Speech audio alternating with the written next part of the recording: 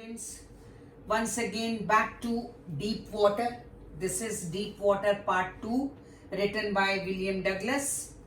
Now I have told you the difficult words used in the chapter. I have introduced the chapter. I have told you about the author. Now I am going to tell you about the gist of the story. William O. Douglas had a desire to learn swimming since his childhood. At the age of 3 or 4, he was knocked down and buried by a wave at a beach in California. This is the beach in California where he was knocked down by a wave. He developed a great aversion to water. He was a small child. He felt so scared of being washed away by the wave that he developed aversion, dislike for water. At the age of 10 or 11, he decided to learn to swim with water wings at the YMCA pool since it was safe at the shallow end. When he was 10 or 11 years old, he thought of learning swimming. Now, he was very scared of going to the river or the lake. So he decided he preferred to go to the swimming pool in YMCA, which was not very deep, it was shallow.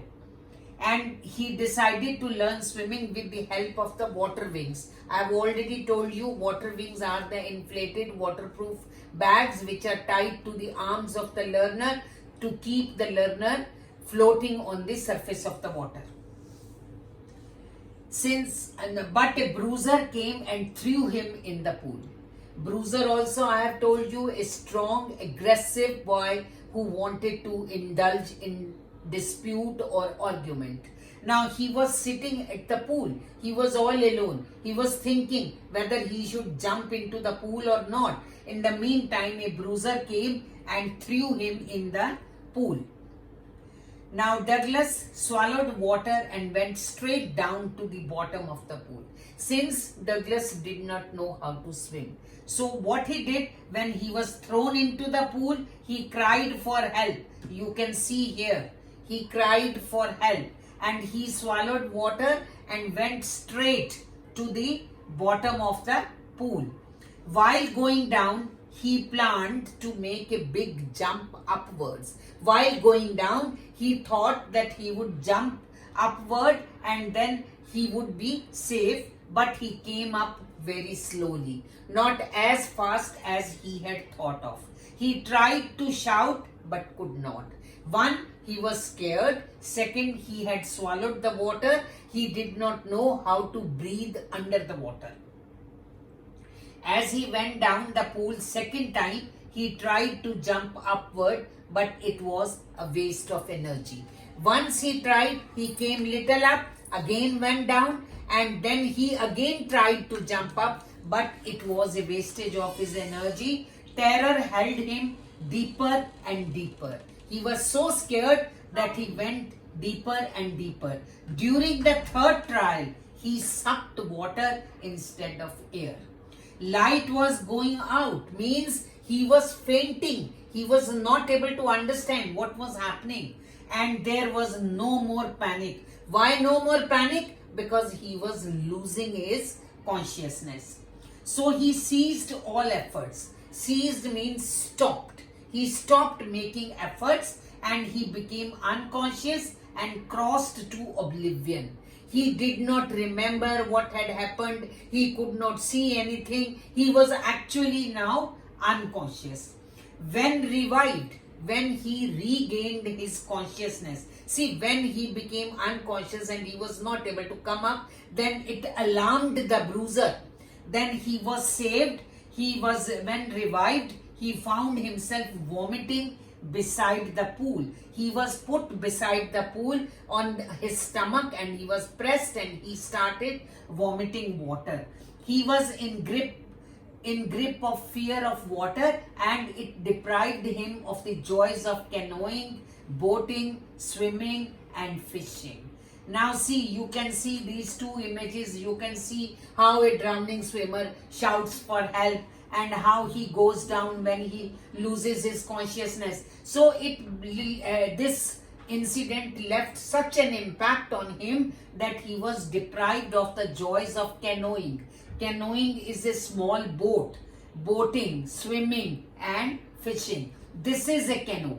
When you go in this small boat, it is known as canoeing.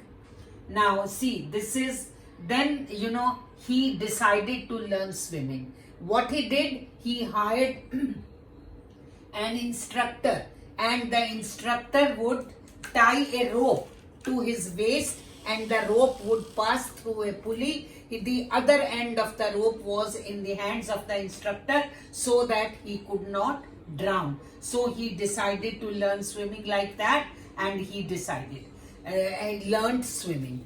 Now up to here you have done. Now this is then after that, what he did, when he learned the swimming, the instructor told him that he was perfect, but he was not sure that whether he was perfect or not.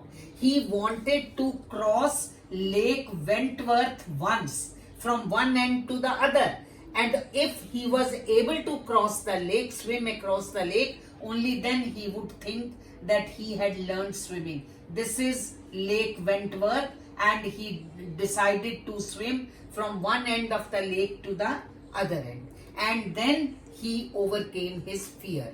And then he thought that there was no fear in death, but there was a great fear in the fear of death. Once a person dies, he doesn't know what's happening, what is fear, what is not. But if a person is told that he is going to die after how many days or after a number of days, then he dies every day, because the fear of death is stark, is very deep. But death is not a fear. So with all his courage, iron determination, and his hard work, efforts, he learned swimming, and he became a perfect swimmer. Now that I have explained the gist of the story, I have told you everything. I have shown you the images of different characters in different places. Now what you are to do is, you are to read the chapter thoroughly and write the gist of the story in about 200 words. And I hope if you have heard me carefully, you will be able to write, and you will write it. Thank you. Have a nice day.